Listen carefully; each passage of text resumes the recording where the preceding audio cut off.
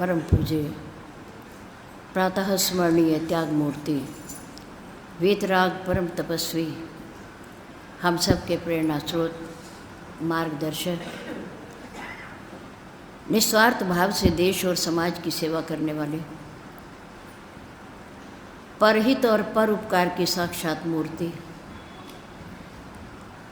हमारे प्यारे प्यारे श्री सद्गुरुदेव जी महाराज।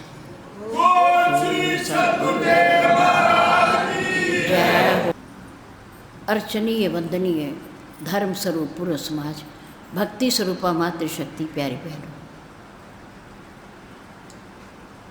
माँ देवी के नवरात्रों के पावन दिनों की ब्रह्म वेला में परम पूज्य गुरुदेव जी के चरणारविंद में परमपिता परमात्मा को साक्षी मानते हुए इस परम सुंदर सत्संग भवन के पवित्र प्रांगण में अपने अपने पैरों की चौकड़ी लगाकर बैठते हुए, शरीर को सीधा रखते हुए, मन को अपने पास लाते हुए, चित्त वृत्ति को एकाग्र करके बैठते हुए, चेहरे को मंच की ओर रखते हुए, आंखें खोल करके बैठते हुए, किसी भी प्रकार की हलचल को रोकते हुए, शांति का दान देते हुए, समय का सदुपयोग करते हुए धर्म की चर्चा, जीवन सुधार की चर्चा, प्रभु की पवित्र पावनी चर्चा को कहने और सुनने का प्रयास कीजिए। धन्यवाद। श्री परम सुंदर सत्संग भवन इस सम्मानित सभा के द्वारा उनकी प्रेरणा से, पूज्य गुरुदेव जी के आशीर्वाद से और आप लोगों के सहयोग से परम पावन पवित्र पर्व श्री दुर्गाष्टमी, पूज्य गुरुदेव जी का अवतरण दिवस और श्री रामनवमी, जग कारण तारण भव भंजन धरणी भार, ऐसे समर्थ शक्तिशाली पार ब्रह्म, जगत रचयिता नियंता भगवान के प्रगट उत्सव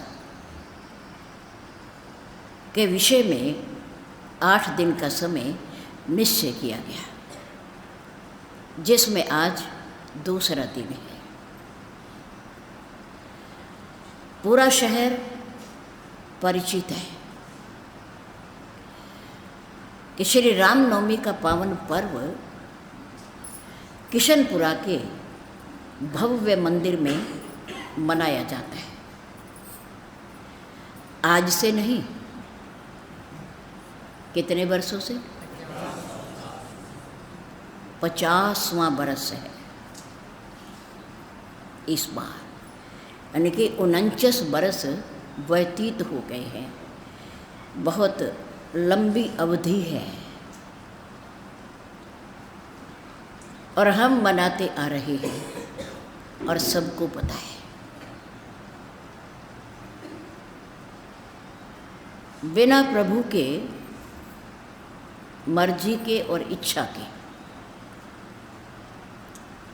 हमारा श्वास न तो अंदर जा सकता है और ना बाहर आ सकता है, उसकी मर्जी के बिना। इतनी बड़ी शक्ति होते हुए भी, इतनी बड़ी ताकत होते हुए भी हमारे कर्ता धर्ता संहार करता होते हुए भी हमें उस पर न तो विश्वास है और ना उससे प्रेम है।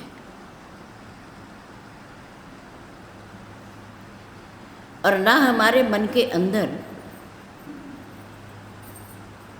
साल भर के बाद आने वाला ये पावन पर्व मनाने के लिए उत्साह है।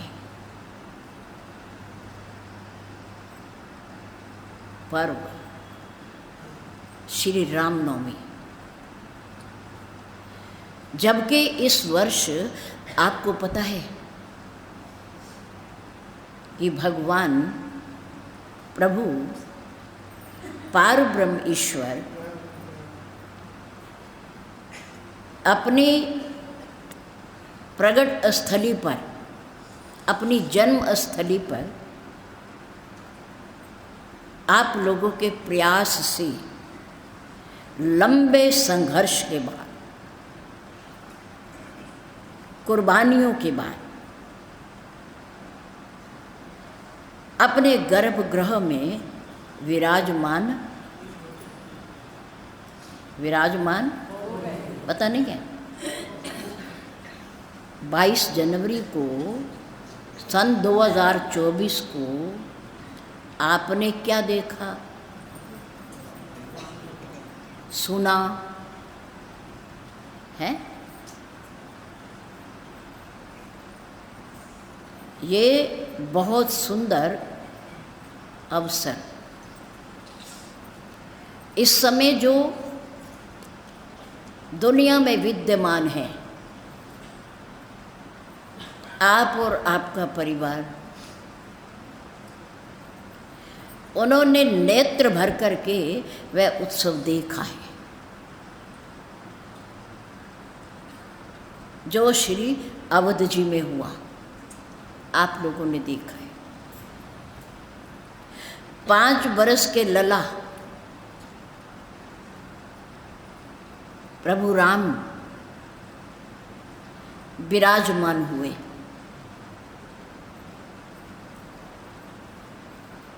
बड़े बड़े प्रकांड विद्वानों के द्वारा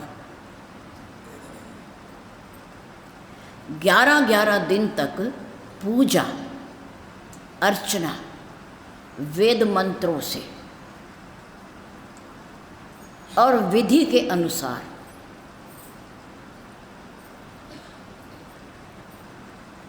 करने के बाद हमारे माननीय तेजस्वी ओजस्वी कर्मठ देश के प्रधानमंत्री वर्तमान श्री मोदी जी ने जब तक पूजा होती रही तब तक उन्होंने क्या किया?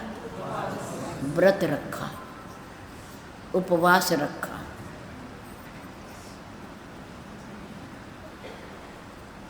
उस भव्य और श्री मंदिर के मुख्य पुजारी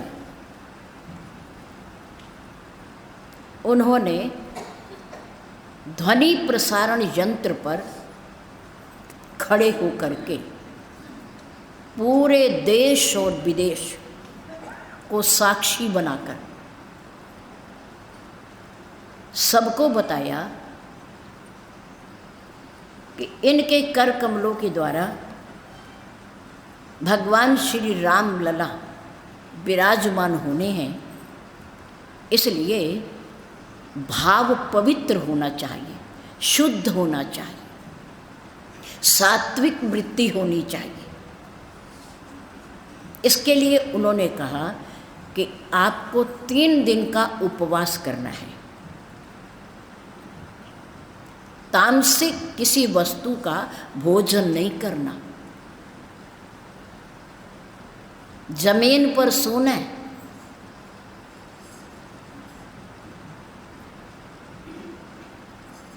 उन्होंने 3 दिन नहीं, कितने दिन तक? 11 दिन तक। 3 की अपेक्षा 11 दिन तक। कितनी आस्था है उनकी, कितना विश्वास है उनका, कितना प्रेम है, ये दर्शाता है।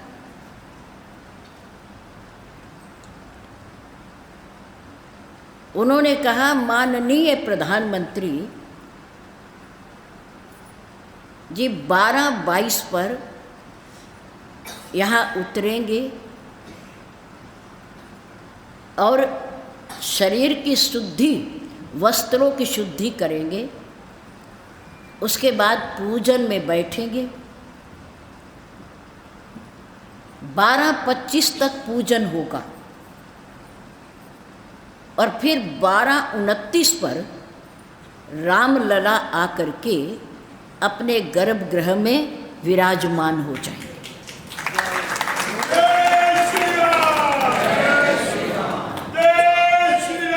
जय। एक सेकंड ना इधर ना उधर, पूरे समय में शास्त्र और ग्रह और नक्षत्र विधि के अनुसार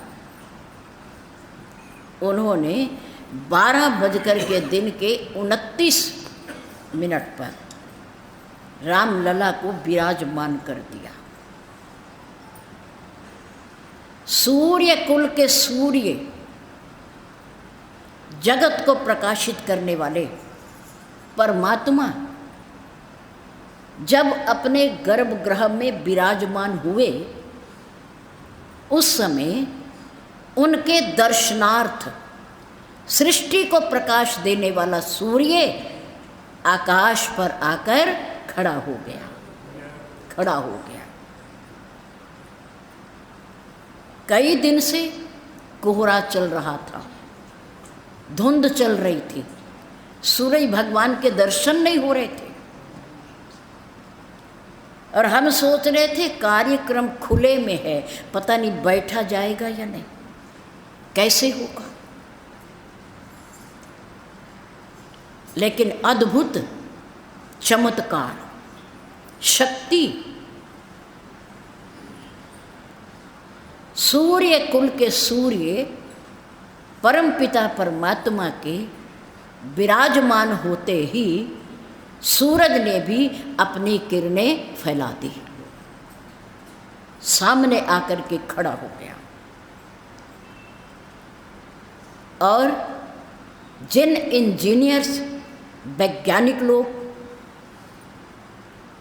की सहमति से उस मंदिर का निर्माण हुआ है और इस ढंग से निर्माण हुआ है, अब भीड़ बहुत है ना अभी, तो अभी हम इन चीज़ों को अनुभव नहीं कर सकते क्योंकि भीड़ बहुत है। पता नहीं दूसरी सीढ़ी कब आ जाती है, भीड़ में चढ़ते हैं और भीड़ में ही उतर जाते हैं, पता नहीं चलता। लेकिन वहाँ का ये अद्भुत करिश्मा है कि पहली सीढ़ी पर चढ़ते ही, पैर रखते ही भगवान के श्री चरणों के दर्शन होंगे। जैसे जैसे आप ऊपर चढ़ते जाओगे सीढ़ियों पर, भगवान के पूरे विग्रह के दर्शन होते जाएंगे, दर्शन होते रहेंगे। ऐसा करिश्मा है वह। और अब श्री रामनवमी के पावन तिथि पर भगवान सूर्य ठीक 12 बजे जब उनका प्रकट उत्सव मनाया जाता है, वो अवतरित हुए। उसी 12 बजे वो अपनी किरणों से भगवान श्री राम का अभिषेक करेंगे। अभिषेक उसका पहले से ही ये देखा जा रहा है, प्रयोग किया जा रहा है कि सूर्य की किरणें उस मंदिर झरोखों के माध्यम से कहाँ तक आती हैं, क्योंकि सूर्य उत्तरायण की ओर बढ़ रहा है, दिन बड़ा होता जा रहा है और ये 22 जून तक रहेगा दिन। उसके बाद ये घटना प्रारंभ हो जाता है 22 जून तक। तो श्री रामनवमी के पावन पर्व पर ऐसा बताया वहाँ के निर्माताओं ने कि इस ढंग से मंदिर का निर्माण किया गया है कि जब जब श्री रामनवमी आएगी तब तब दिन के 12 बजे सूर्य भगवान अपनी किरणों से भगवान श्री रामलला का क्या करेंगे, अभिषेक करेंगे, स्नान कराएंगे, उन्हें तिलक करेंगे, उनके दर्शन करेंगे। आपको पता है, श्री रामचरित मानस पढ़ने वाले हो आप, कथा भी सुनते हो कि इसी सूरज भगवान ने जब त्रेता में भगवान श्री राम का उत्सव हुआ अवतरित हुए, प्रकट हुए, तो सूर्य भगवान आकाश मार्ग से जाते हुए अवध की धरती पर क्या हुआ? रुक गए। अवध की धरती पर रुक गए और अपने कुल में उत्पन्न पार ब्रह्म के, ईश्वर के दर्शन करने लगे। दर्शन करने लगे। एक दिन नहीं, 2 दिन नहीं, 1 सप्ताह नहीं, 15 दिन नहीं, कितने दिन? 1 महीना लिखा हुआ है। भोलेनाथ जी ने माँ पार्वती को सुनाते हुए कहा, कागभूषुंड जी ने पक्षियों के राजा गरुड़ को सुनाते हुए कहा कथा, और महर्षि याज्ञवल्क्य जी ने महर्षि भारद्वाज जी को, ये अकाट्य हैं, प्रमाण अकाट्य हैं, इनको काट नहीं सकते। इन पर संशय करने की कोई गुंजाइश नहीं है, कोई भ्रम नहीं है, असत्य नहीं है, हमारे शास्त्र में लिखा हुआ है और डंके की चोट पर लिखा हुआ है। और एक नहीं, 3 महापुरुष अपने श्रीमुख से बता रहे हैं। कागभूषुंड जी गरुड़ जी को, महर्षि याज्ञवल्क्य जी भारद्वाज जी को, और कैलाश पर्वत पर बैठकर स्वयं भगवान संहारकर्ता भोलेनाथ, आशुतोष, उमापति भगवान शंकर अपनी प्रिया पार्वती को बता रहे। 3 और चौथे गोस्वामी तुलसीदास अपने मन को बता रहे हैं। अरे तू जानता है ये कौन शक्ति अवतरित हो रही है, ये कौन प्रकट हो रहे हैं, ये दुनिया में कौन आ रहा है, कौन है ये, तू जानता है? अपने मन को कह रहे हैं, समझा रहे हैं। नहीं जानता तो जान ले, जान ले। तो कितने दिन रुके रहे सूर्य भगवान? 1 महीना। मास दिवस का दिवस भाव, 1 महीने का 1 दिन हो गया। 1 महीने का 1 दिन, रात आई ही नहीं, चंद्रमा आए ही नहीं। मास दिवस का दिवस भाव, 1 महीने का 1 दिन, महीना जाते हुए पता ही नहीं चला। खुशी, ढोल, बाजे, प्रेम, गीत, नृत्य,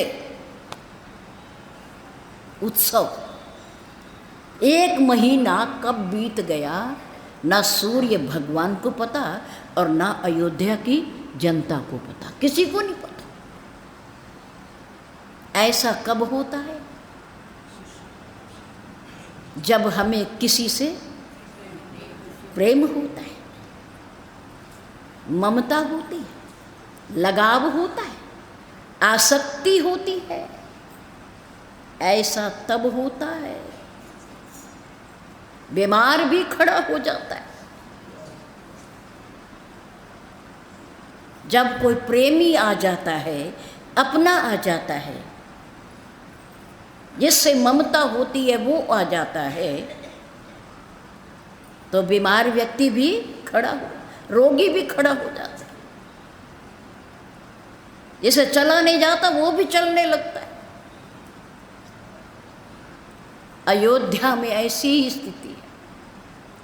मास दिवस का दिवस भाव, मर्म न जाने कोई। रथ समेत सूर्य भगवान किस पर बैठ के चलते हैं? रथ पर। उनके रथ में, रथ कौन खींचता है? घोड़े। घोड़े कैसे रंग के हैं? सफेद रंग। 7 घोड़े सूर्य भगवान के रथ को खींचते हैं और सड़क कोई नहीं है। देखो, ऊपर सूर्य भगवान है, नीचे मृत्यु लोक है। कभी आपको कोई सड़क बीच में, आकाश और धरती के बीच में दिखाई दी जिस पर रथ चलता हो? या इतना बड़ा आकाश विस्तार वाला खड़ा है, कोई इसको सहारा देने वाला कोई खंभा आज तक बना? नहीं बना। चंद्रमा 15 दिन तक घटता है और 15 दिन तक बढ़ता है। 15 दिन तक घट के कहाँ जाता है, फिर 15 दिन में वो कहाँ से आ जाता है? कोई है पता? नहीं पता। ये भगवान की शक्ति है, भगवान की महिमा है, भगवान की समर्थ है ये। वो बिना सड़क के सूरज को चला देता है, बिना खंभों के आकाश को रोक देता है, और बिना बताए चंद्रमा को 15 दिन घटा देता है और 15 दिन बढ़ा देता है। प्रकाश दोनों पक्षों में बराबर होता है। सम प्रकाश तम पाख दुहु, चाहे वो शुक्ल पक्ष हो या वो कृष्ण पक्ष हो। चंद्रमा बढ़कर पूर्ण हो जाए तो शुक्ल पक्ष, चंद्रमा घटते घटते घट जाए, अमावस आ जाए तो वो पक्ष है कृष्ण पक्ष। लेकिन प्रकाश एक जैसा रहता है। गिनती कर लो, उल्टी उल्टी गिनती कर लो। शुक्ल पक्ष में जो चतुर्दशी को चंद्रमा था, उतना ही कृष्ण पक्ष की प्रतिपदा को होता है। समझ रहे? चंद्रमा का जो प्रकाश पूर्णिमा से अगली तिथि प्रतिपदा को होता है, वो शुक्ल पक्ष कृष्ण पक्ष की चतुर्दशी को होता है। उधर चंद्रमा जब बढ़ने लगता है तो जो कृष्ण पक्ष की चतुर्दशी को प्रकाश होता है, वह शुक्ल पक्ष की प्रतिपदा को प्रकाश होता है। आप गिनती करके देख लेना, लिखा हुआ है। सम प्रकाश तम, प्रकाश में ना उजाला और तम में ना अंधेरा। सम रहता है, बराबर रहता है, भेद विधि कीन, लेकिन उन दोनों पक्षों का भेद, नामकरण अलग अलग कर दिया गया। एक को शुक्ल पक्ष और एक को कृष्ण पक्ष। जिसमें चंद्रमा बढ़े वो कृष्ण शुक्ल पक्ष है, और जिसमें चंद्रमा घटे वो कृष्ण पक्ष है। सम प्रकाश तम पाख दुहु, पाख में ना पक्ष, दोनों पक्षों में प्रकाश भी बराबर होता है और अंधेरा भी बराबर होता है, पर इन दोनों का नामकरण अलग अलग कर दिया गया। नाम भेद विधि कीन, नाम अलग अलग रख दिया गया, लेकिन प्रकाश और अंधेरा एक समान रहता है, शुक्ल में भी और कृष्ण में भी। तो बिना रथ के सूरज चलता है, बिना सड़क के रथ पर सवार होकर चलता है सूरज भगवान। जब देखा कि मेरे कुल में पार ब्रह्म आया है, तो अपने रथ को लेकर के वहीं रुक गए। कहा रुको, बड़ा आनंदित समय है, शुभ समय है, मेरे लिए खुशी का विषय है कि मेरे कुल में भगवान आए। मास दिवस का दिवस भाव, मर्म न जाने कोई, रथ समेत रवि था क्यों, निशा कवन विधि होए। जब सूरज आगे न चले तो रात्रि भी नहीं हो सकती। रात्रि तब होगी जब सूरज आगे बढ़ेगा, अस्त होगा, फिर चंद्रमा निकलेगा, फिर रात्रि होगी। लेकिन नहीं, सूर्य कुल ने 1 महीने तक आकाश पर खड़े होकर इष्ट देव के, पार ब्रह्म के क्या किए? दर्शन किए। इस बार सौभाग्य से, आप लोगों के प्रयास से, प्रेम के कारण भगवान श्री राम लला फिर अपने गर्भगृह में स्थापित हुए हैं और फिर इस बार सूरज भगवान उनके दर्शन करने का सुअवसर प्राप्त करेंगे और अपनी किरणों से, शुद्ध किरणों से उनका अभिषेक करेंगे, उनका तिलक करेंगे। ऐसे ऐसे दृश्य हम लोगों को देखने को मिलेंगे। ये हमारा और आपका सौभाग्य है, खुशकिस्मती है। हम प्रभु की कृपा के पात्र हैं कि हमारे से पहले बहुत सारे इस पर कुर्बान होकर चले गए, मंदिर बनाने के लिए, भगवान को अपना स्थान देने के लिए अपना जीवन बलिदान कर गए। परिवार के परिवार खत्म हो गए, गोलियां चली, गोलियां राम भक्तों पर, सरयू जी का जल लाल हो गया। ऐसा ऐसा कठिन समय देखा अयोध्या वासियों ने, लेकिन अब उनके मन बड़े प्रसन्न हैं कि उनके रामलला पुनः आकर के विराजमान हो गए।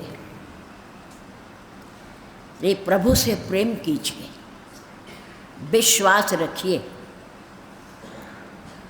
जागिए, उठिए, मुस्कुराइए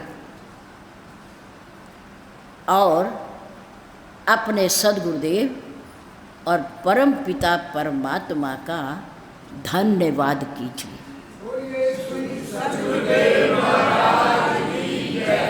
सबसे पहले क्या करना है? जागिए, जागना है। क्या? जागना है। फिर उठना है।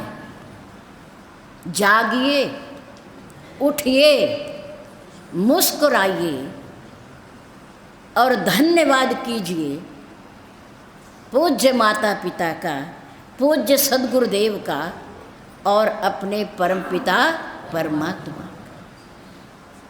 4 बातें फिर दोहराइए। सबसे पहले नंबर 2 उठिए, नंबर 3, नंबर 4 नहीं करोगे हैं? बस मुस्कुराने तक ही रह जाओगे।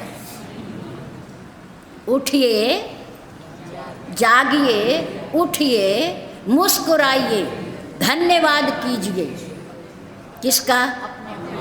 अपने अपने माता पिता, जिनके कारण आज हम दुनिया में हैं, जिनके कारण, क्योंकि माता पिता के बिना कोई भी दुनिया में नहीं आ सकता। मनुष्य तो क्या, कोई भी प्राणी माता पिता के बिना दुनिया में नहीं आ सकता। वो कारण हैं, वो हमारे कारण हैं, दुनिया में लाने वाले हैं। इसलिए उनको प्रणाम, उनका धन्यवाद कि आज आपके कारण हम दुनिया में हैं। पूज्य सद्गुरुदेव जी का धन्यवाद कि आज उनकी कृपा के कारण हम मंदिर में जाते हैं, हम शास्त्र पढ़ते हैं, हम सत्संग करते हैं, हम प्रभु से प्रेम करते हैं। आज उनके कारण, उनकी प्रेरणा से। नंबर 3 परमपिता परमात्मा, क्योंकि वही अच्छे माता पिता देते हैं, वही सद्गुरुदेव से मिलाते हैं, वही जीवन दान देते हैं। इसलिए धन्यवाद, तीनों हस्तियों का धन्यवाद। मातृ पितृ देवो भव, आचार्य देवो भव। परमात्मा तो सर्वशक्तिमान, वो सब कुछ है, सब कुछ। जागिए, उठिए, मुस्कुराइए, धन्यवाद कीजिए, धन्यवाद कीजिए। क्यों क्यों करें? क्योंकि आज हम वर्तमान समय में हम स्वस्थ हैं, इसलिए धन्यवाद करना है कि वर्तमान समय में आज हम स्वस्थ हैं और अपनों के साथ हैं, अपनों के साथ। ये सब हमारे ही तो हैं, ये जितने सब बैठे हैं ये हमारे ही तो हैं। और किसके कारण हैं? पूज्य गुरुदेव के कारण और परमपिता परमात्मा के कारण, इसलिए उनका धन्यवाद। आज हम स्वस्थ हैं और अपनों के साथ हैं और परम सुंदर सत्संग भवन में बैठे हैं। जो स्वस्थ हैं वो बैठे हैं, जो स्वस्थ नहीं हैं, स्वस्थ भी मन से भी होता है और तन से भी होता है, मन से भी स्वस्थ होता है और तन से भी स्वस्थ होता है। जो तन और मन से स्वस्थ है वो यहाँ बैठा है, और जो मन से बीमार है वो भी नहीं है, और जो तन से बीमार है वो भी नहीं है, वो भी नहीं।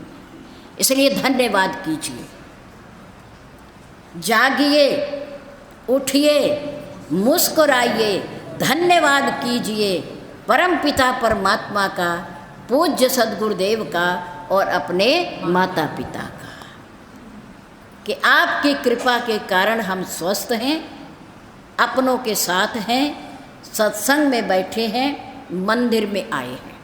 बहुत बड़ी बात है ये। जितना समाज ये भिन्न भिन्न कॉलोनियों से आया है, इससे ज़्यादा समाज कहाँ है? कहाँ है? किशनपुरे का आधा समाज भी नहीं है इनमें।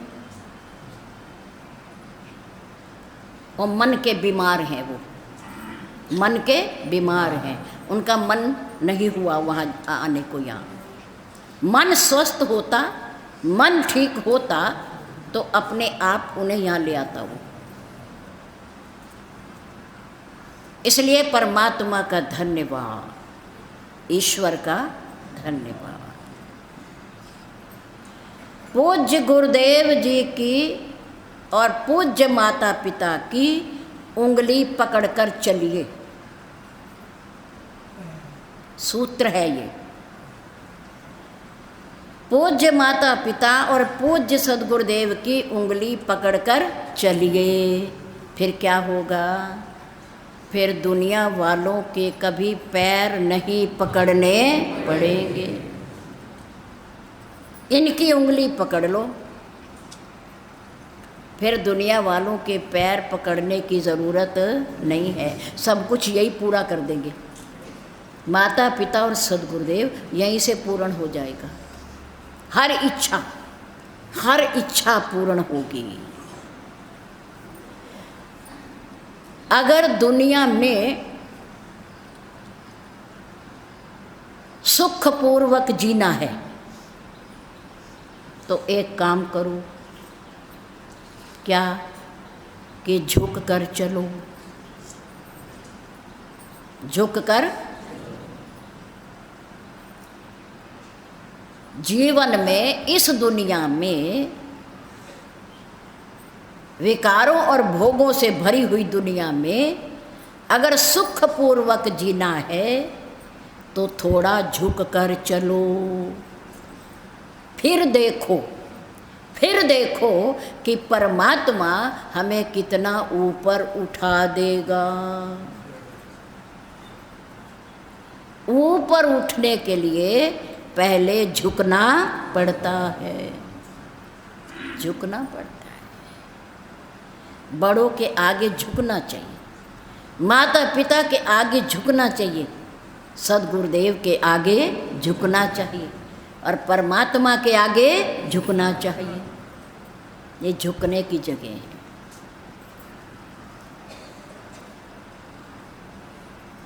इंग्लिश की ग्रामर में 3 शब्द हैं, ध्यान से सुनना। इंग्लिश की ग्रामर में 3 शब्द हैं। Number 1 adjust, number 2 reject, number 3 select. जो अंग्रेजी माध्यम में पढ़े हुए बैठे हैं वो समझ गए होंगे। Number 1 adjust, number 2 reject, number 3 select. Adjust क्या होता है? समझौता करना। एडजस्टमेंट क्या होता है? समझौता। कैसी भी परिस्थिति हो, कैसी भी परिस्थिति आती रहती है, अनुकूल और प्रतिकूल, दुख और सुख आता रहता है। ये कर्मों का भोग है, ये हमारे परमात्मा नहीं देता। परमात्मा कभी भी किसी को ना दुखी करता और ना सुखी करता, ना किसी के आगे प्रतिकूल परिस्थिति पैदा करता और ना किसी को अनुकूल परिस्थिति देता। यह हमारे कर्मों का भोग है। दुख सुख आना, अनुकूलता प्रतिकूलता, यह हमारे कर्मों का फल है। दुखी नहीं होना चाहिए। दुख आए तो दुखी ना हो और सुख आए तो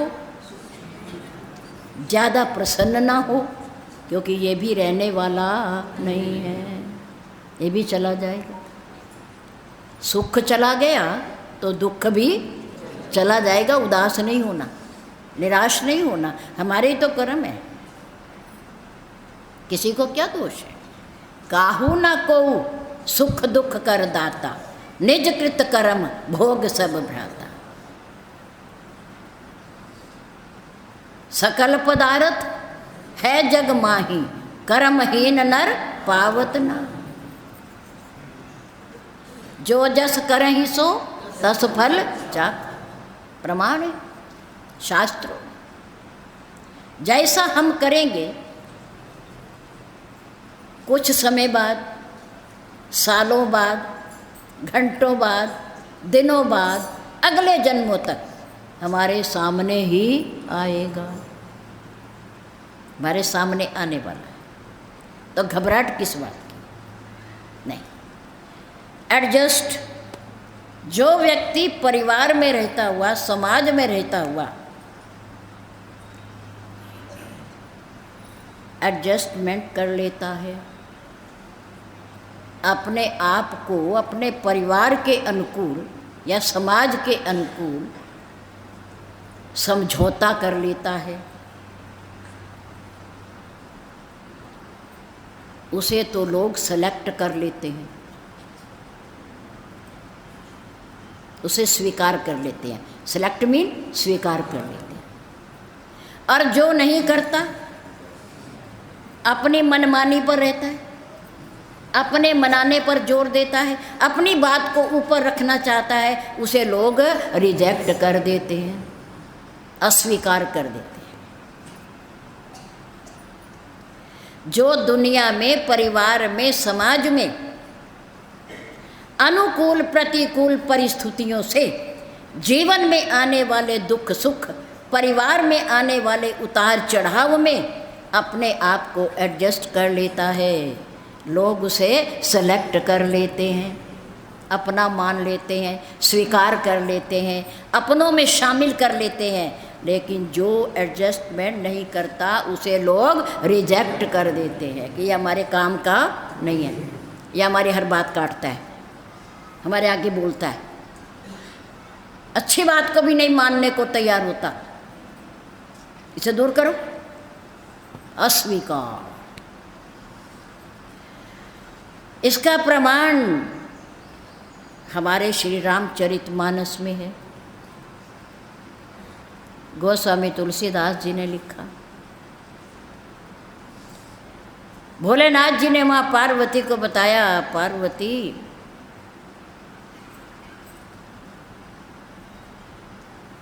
राजा दशरथ जी से महारानी कैकेयी ने उनकी जान बचाने की एवज में 2 वरदान जो रखे हुए थे वो आज मांग लिए। राजा दशरथ ने सहर्ष स्वीकार कर लिया 2 वरदान देना कि तेरा अधिकार है, तेरा अधिकार है, मैंने कहे हैं, तुम मांग सकती हो, समय है तुम्हारा।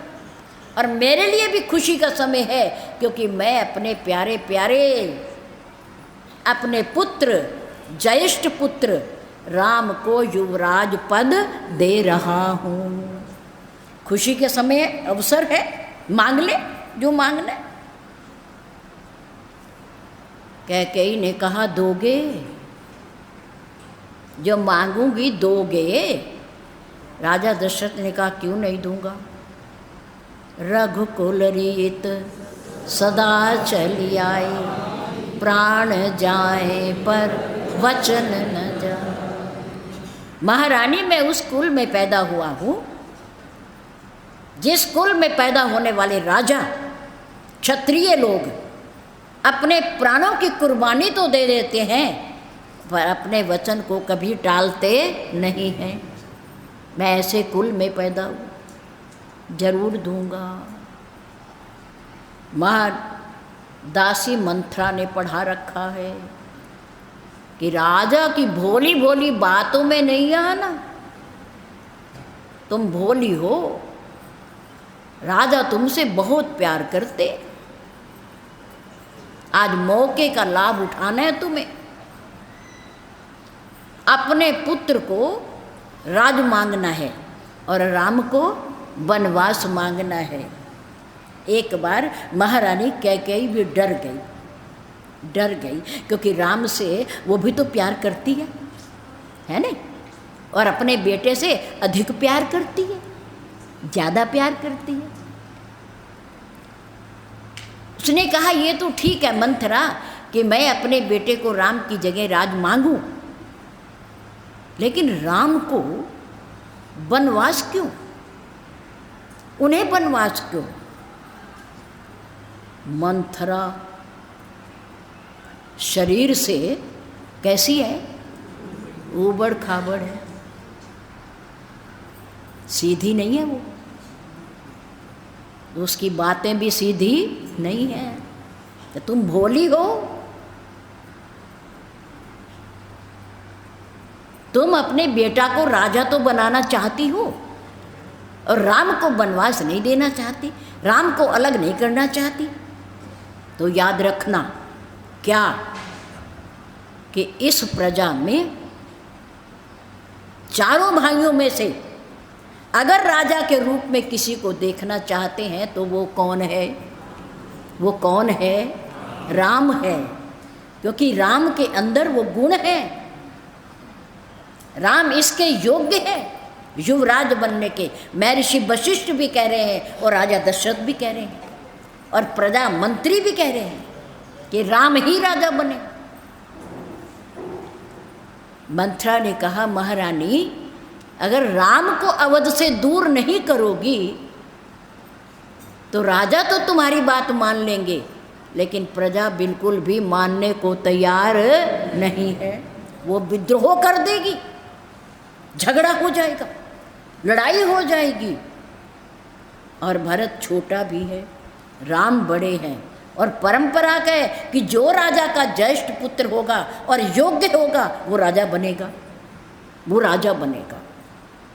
विद्रोह हो जाएगा, झगड़ा हो जाएगा, और प्रजा राजा राम को ही राजा मानती है। राजा दशरथ भी मानते हैं कि वही राजा बने, वही उत्तराधिकारी हो मेरा।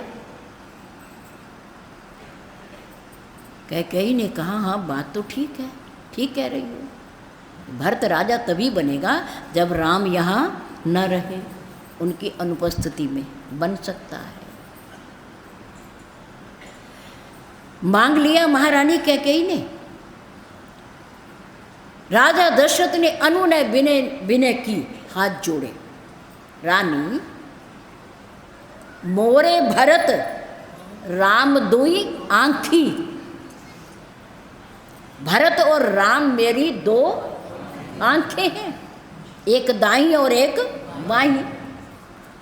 राम मेरी दाईं आंख है और भरत मेरी बाईं आंख है, पर दोनों नेत्र चाहिए। दोनों नेत्र ठीक हो आदमी के तो आदमी का मन प्रसन्न रहता है, स्वस्थ रहता है। दोनों नेत्रों में से एक दुख जाए, एक में कंकड़ पड़ जाए, तिनका चला जाए तो दूसरा भी परेशान हो जाता है, दुखी हो जाता है मनुष्य। एक ठीक है भाई, एक ही तो खराब है, एक से ही काम चला ले, नहीं इसे भी ठीक होना चाहिए, बाएं को भी ठीक होना चाहिए, दाएं को भी ठीक होना चाहिए। राजा दशरथ ने कहा मोरे भरत राम दुई आँखी, सत्य कहूँ अगर तुम नहीं मानती ना तो मैं भगवान शंकर को साक्षी मान करके कहता हूँ कि मैं इन दोनों में कभी अंतर नहीं करता, मेरे लिए दोनों समान हैं। सत्य कहूँ कर शंकर साक्षी, कोई बात नहीं, भरत राजा बन जाएगा, बना लो, मैं कल ही उसे बुलवा लूँगा ननिहाल से, पर मेरे राम को वन में ना भेजो। क्यों? क्योंकि मेरा जीवन राम के बिना नहीं, मैं जिंदा नहीं रहूँगा। मेरा राम चला गया तो मेरा जीवन भी नहीं रहेगा, नहीं रहेगा। महारानी कैकेयी ऐसी दासी की पढ़ाई हुई थी, कुटिल मंथरा की पढ़ाई हुई थी कि उसने राजा के साथ एडजस्टमेंट नहीं किया कि चलो भरत को राजा बना दो, मुझे तो भरत से लेना है, मुझे राम से क्या लेना, राम को तुम रख लो, भरत को राजा बना दो, मैं राजमाता बनी जाऊंगी। लेकिन महारानी ने इतनी, राजा दशरथ जी ने उसे समझाया कि तुम राम को बनना भेजो, भरत राजा बन जाएगा, कोई बात नहीं, मेरे लिए दोनों समान हैं। फिर तुम मुझे मारना क्यों चाहती हो? तुम ही तो युद्ध से बचा के लाई हो और तुम ही अब मारना चाहती हो। प्राण देने वाली भी तुम हो और प्राण लेने वाली भी तुम ही हो, तुम ही हो महारानी। ऐसा क्यों कर रही हो, क्यों कर रही हो? राम से तुम भी तो प्रेम करती हो, सिर्फ मैं थोड़ी करता हूँ, तुम भी तो करती हो, फिर राम के साथ ऐसा क्यों कर रही हो तुम? महारानी ने कहा कि अगर प्रातः काल होते ही, तुम नहीं मान रहे ना, अगर प्रातः काल होते ही राम बन नहीं जाएगा तो मेरी मृत्यु हो जाएगी। राजा दशरथ ने कहा तो सुन ले, तो रानी तू भी सुन ले, अगर प्रातः काल होते मेरा राम वन में चला गया तो ये दशरथ भी नहीं रहेगा। एक का जीवन जाने में और एक का जीवन ना जाने में, देखो। महारानी ने कहा कुछ भी हो कोई बात नहीं, मैं जीवित रहनी चाहिए, पर राम वन को ज़रूर जाना चाहिए, तुम रहो या न रहो।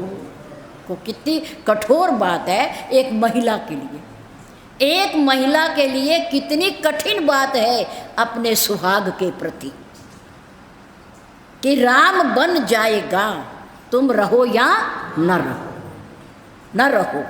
एडजस्टमेंट नहीं किया, समझौता नहीं किया, कर लेती तो ठीक हो जाता, पर नहीं किया तो उस महारानी कैकेयी को राजा दशरथ ने, वहाँ की प्रजा ने और स्वयं उसके बेटे ने जिसको जन्म दिया है, उसने जिसके लिए राज्य मांगा है उसने, उन्होंने सबने क्या कर दिया?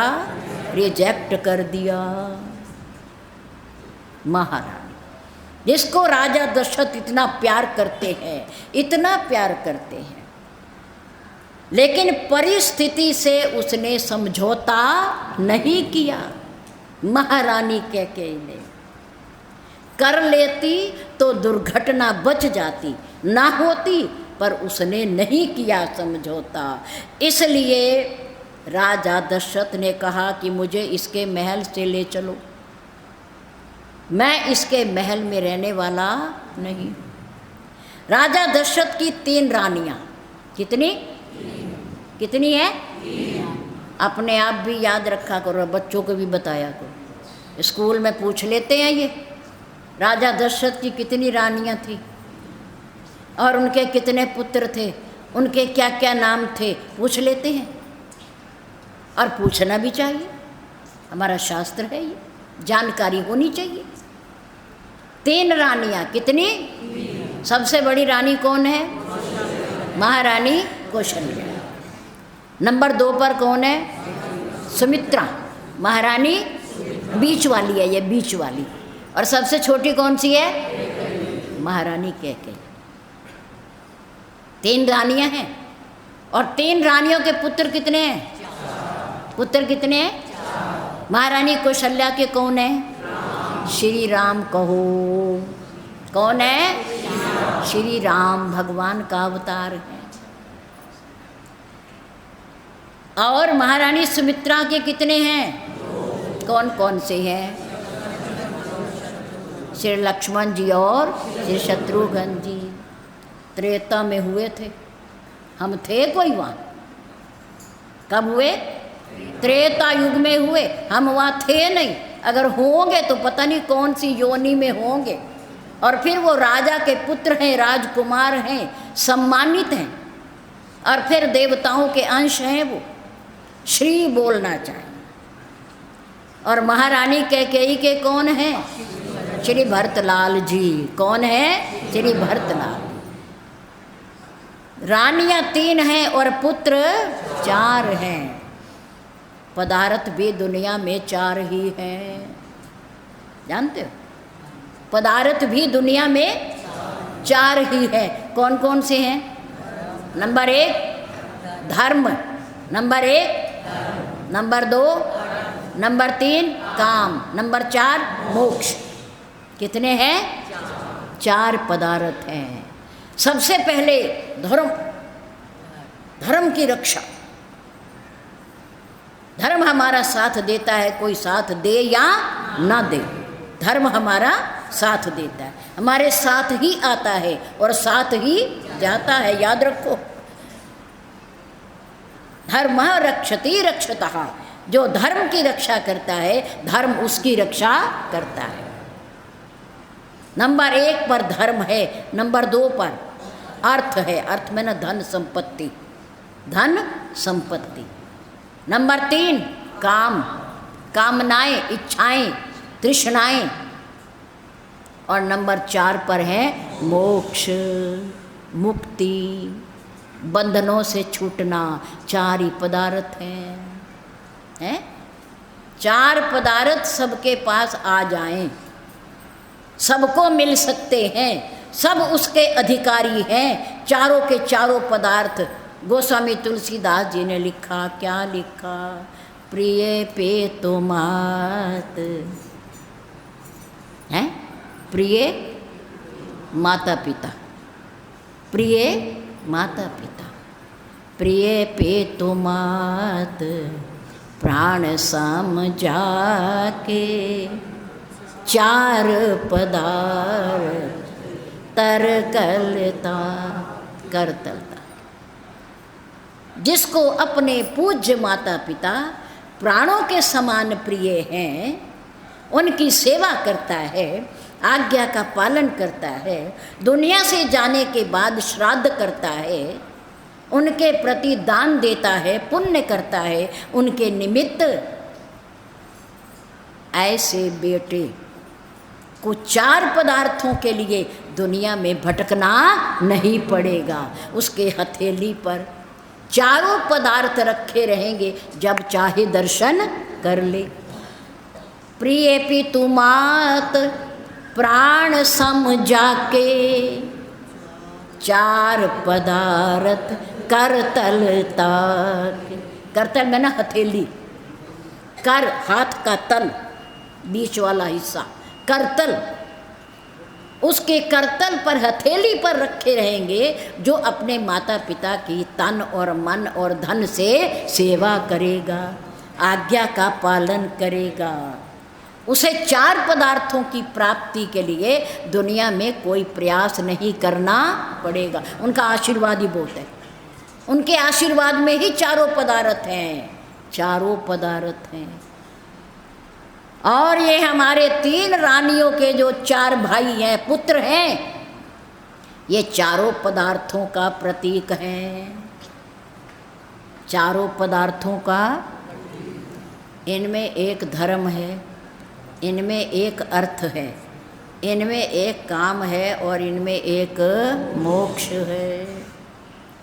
हमारे पूज्य गुरुदेव इनकी बड़ी विस्तार से व्याख्या करते थे, चारों पदार्थ और चारों भाइयों की। ये उन्हीं का रूप है। और तीनों महारानियां ज्ञान, भक्ति और कर्म की प्रतीक हैं। तीनों रानियां ज्ञान, भक्ति और कर्म की प्रतीक हैं। महारानी कौशल्या ज्ञान की प्रतीक है, ज्ञानवान है वो। कवियों ने लिखा कि अगर उस रात जब प्रातःकाल राम को युवराज पद देना था, उस रात्रि में महारानी कैकेयी के कक्ष में ना जाकर अगर ये कौशल्या के कक्ष में चले जाते तो ये दुर्घटना होने से बच जाती, क्योंकि वो ज्ञानवान है। और ज्ञानवान है तभी अपने पुत्र को अपनी सौत के पुत्र के लिए कहाँ भेज दिया? वन में भेज दिया। ज्ञानवान ही कर सकता है ऐसा काम। कोई बात नहीं, 14 साल ही तो हैं, कब बीत जाएंगे राम, कोई बात नहीं। तुम 14 साल के बाद बाहर आ जाओगे यहाँ घर में, और भाइयों का प्रेम तो बना रहेगा। हमारे राजमहलों में दीवार तो नहीं पड़ेगी, हम अलग अलग तो नहीं होएंगे, कोई बात नहीं। 14 साल जाते क्या पता चलता है। ये कौन सोचता है? जिसे ज्ञान होता है। माँ कौशल्या ज्ञान की प्रतीक है, माँ सुमित्रा भक्ति की प्रतीक है। समर्पण, भक्ति में समर्पण होता है। माँ ने अपने दोनों बेटे समर्पित कर दिए, अपने पास कोई रखा ही नहीं, ना होगा ना मोह ममता होगी। क्यों? क्योंकि माँ कौशल्या ने खीर का थोड़ा हिस्सा दिया और थोड़ा हिस्सा महारानी कैकेयी ने दिया। उन्होंने कहा इन्होंने मुझे दिया है, मैंने अब तक लेना सीखा है, दिया नहीं है, अब मैं दे दूँ, इनका एहसान उतार दूँ, इनके ऋण से मुक्त हो जाऊँ। इसलिए एक बेटा कौशल्या के बेटे को दे दिया और एक बेटा कैकेयी के बेटे को दे दिया। 2 जोड़ियाँ बन गई। कितनी बन गई? 2 जोड़ियाँ। 4 बेटों की 2 जोड़ियाँ बन गई। राम जी के साथ कौन है? लक्ष्मण जी। और भरतलाल जी के साथ कौन है? शत्रुघ्न जी हैं। दोनों को दे दिया, जाओ अपने भाइयों की सेवा करना, जाओ। समर्पण भक्ति की प्रतीक है महारानी सुमित्रा, और महारानी कैकेयी कर्म की प्रतीक है। कर्म, कर्म क्या चाहता है? क्रिया, क्रिया करो फल मिल जाए, क्रिया करो फल मिल जाए। कर्म ये चाहता है कि मैं करूं, मुझे तुरंत इसका फल मिले, तुरंत मिले। पर वो तो परमात्मा के हाथ की बात है। व्यक्ति कर्म करने में स्वतंत्र है, पर फल को प्राप्त करने में परतंत्र है। क्या मिलेगा, कहाँ मिलेगा और कैसे मिलेगा, किसी को पता नहीं है, नहीं है। महारानी कैकेयी चाहती है कि जो मैंने मांगा है मुझे तुरंत मिले, आज ही मिले और अभी मिले मुझे, क्योंकि वो क्रिया की प्रतीक है। उसने मांग लिए, 2 वरदान मांग लिए। अब वो कहती है सिर्फ रात्रि बीच में है, 2-4 घंटे, प्रातःकाल होते ही राम बन जाए, तुम मरो या जियो। नहीं गए तो मैं मरी, और गए तो तुम मरो। राजा दशरथ ने कहा अच्छा भला ये भी बता दे कौन मरे फिर, तुम मरो या मैं मरूं। महारानी कितनी कठोर है, कितनी कठोर है। वो कहती है देखो अगर मैं मर गई तो लोग क्या कहेंगे पता है, वे राजा अपने वचनों से फिर गए, दे करके रघुकुल में क्या पैदा हुए कि उसकी परंपरा को नहीं निभाया, नहीं रखा, वचन अपने आप दिए और फिर दिए नहीं, उसे बोल दिया और फिर दिए नहीं, अपने वायदे से मुकर गए। आपका अपयश हो जाएगा। अगर मैं मर गई, राम बन ना गए, मैं मर गई, तो लोग पता क्या कहेंगे कि बेटे की ममता में, बेटे के मोह में राजा दशरथ ने अपने पति पत्नी को मार दिया। अपयश हो जाएगा आपका। और राजन अगर राम बन चले गए और आप चले गए, आपका जीवन ना रहा, तो आपका यश फैल जाएगा। बताओ कितनी कठोर बात, कितनी कटु बात कह दी महारानी कैकेयी ने कि अगर राम बन चले गए तो आपका यश फैलेगा, और राम ना बन गए तो आपका अपयश हो जाएगा। लोग थू थू करेंगे, आपकी बुराई करने पर तुल जाएंगे लोग, भला बुरा कहेंगे आपको। आप यश लें क्योंकि आप धर्मनिष्ठ हैं, आप सत्यवादी हैं, आप भगवान से प्रेम करने वाले हैं, इसलिए आप अपयश ना लें। मैं अपयश लूँ कोई बात नहीं, आप अपयश ना लें, इससे अच्छा मर जाना ही ठीक है। अर्थात राम को बन जाने दो।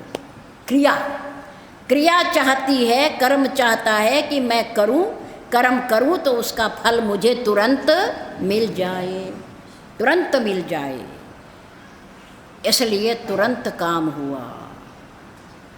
महारानी कैकेयी ने एडजस्टमेंट राजा के साथ, पति के साथ नहीं किया, तो प्रजा ने, राजा ने और प्रजा ने, राम, सब ने उसे, भरतलाल जी ने रिजेक्ट कर दिया। और भरतलाल जी ने तो यहाँ तक रिजेक्ट कर दिया कि उसे माँ कहना भी छोड़ दिया, माँ कहना भी छोड़ दिया, कि अब तक जो माँ कहा उसका नुकसान मैंने उठा लिया, आज के बाद इसे माँ नहीं कहूँगा, क्योंकि माँ की ममता होती है। मैं माँ नहीं कहने का, आज के बाद माँ नहीं कहने का, माँ कह के देख लिया मेरे साथ क्या हुआ।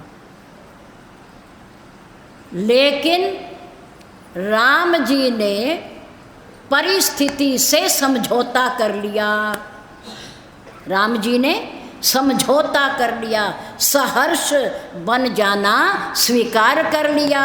तो अयोध्या की प्रजा ने राम जी को सेलेक्ट कर लिया। प्रजा ने कहा आज या कल या 14 वर्ष के बाद हमारा राजा तो राम ही रहेगा, राम के सिवा हम किसी को राजा स्वीकार नहीं करेंगे, वो ही राजा है और वो ही हमारा राजा रहेगा। सेलेक्ट कर लिया। 3 शब्द हैं, एडजस्ट, रिजेक्ट और सेलेक्ट। दुनिया में यही तो होता है। परिवार के साथ हाँ भाई तुम ठीक कह रहे हो, कोई बात नहीं, मैं तुम्हारे साथ सहमत हूँ, वो करने वाला भी खुश हो गया और घर का वातावरण भी शांत हो गया। अगर थोड़ी सी उंगली उठा दी, ना नुकर कर दी, गर्दन हिला दी, तो तेरा रास्ता अलग है और मेरा रास्ता अलग है। लेकिन नहीं, अनुकूल प्रतिकूल परिस्थितियों को घर में सुख शांति बनाए रखने के लिए, क्योंकि ये तो रहती नहीं है, ये तो चली जाएंगी, पर घर का वातावरण अगर एक बार बिगड़ गया तो फिर वो सुधरने वाला नहीं है। इन बातों का ध्यान रखना चाहिए। भगवान श्री राम जी की पावन पर्व श्री रामनवमी बड़े उत्साह के साथ मनाना है और मंदिर में समय से आओ। और एक बात कह दूं, कटु सत्य। सत्संग प्रारंभ होने के बाद जो लोग आते हैं, जो समाज आता है, उसे प्रेम नहीं होता सत्संग से।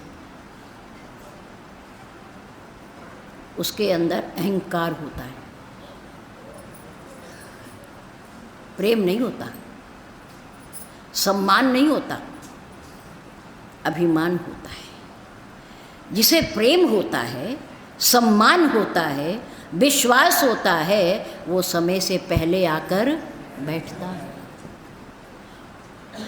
इसलिए समय की कदर करो, समय बड़ा अनमोल है।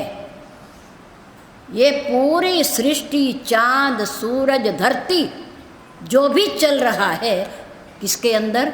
समय के अंदर। समय के अंदर वैज्ञानिकों को पता है कि सूरज इतने बजकर इतने मिनट पर निकलेगा और इतने बजकर इतने मिनट पर अस्त हो जाएगा, और होता है। चंद्रमा 15 दिनों में बढ़ेगा और 15 दिनों में घटेगा, पता है, ये समय की बात है। सब समय का पालन करते हैं। समय से गर्मी आएगी, समय से सर्दी, समय से बरसात आएगी। हर ऋतु अपने अपने समय पर आती है। एक पेड़ को सींचते रहो, उस पर फल नहीं आएगा। लेकिन 2-4 दिन अगर आप नहीं भी सींचेंगे, अगर उसका फल देने का मौसम आ गया है तो वो फल ज़रूर देगा। पेड़ भी समय आने पर फल देते हैं, और समय आने पर पतझड़ आता है, और समय आने पर भी पेड़ों पर पत्ते आ जाते हैं। समय का चक्र इस धरती के लिए बहुत ज़रूरी है। चलिए समय का सम्मान कीजिए, कदर कीजिए, ये हमारी भी कदर करेगा। समय का ध्यान रखो, बड़ा अनमोल है ये मनुष्य जीवन दोबारा नहीं मिलता। इसलिए इसे दुख में, नफरत में, नाराज़गी में मत जियो, प्रसन्न रह करके जियो, और मन भर के जियो, मन भर के जियो, पर मन में भर के ना जियो। मन में भर के ना जियो, पर मन भर के जियो, खुश रह के जियो, प्रसन्न रह के जियो, क्योंकि यहाँ कोई अपना नहीं। अपने आप प्रसन्न रहो और दूसरों को प्रसन्न रखने का प्रयास तो करो। बाकी किस्मत है सबकी अलग अलग। धन्यवाद।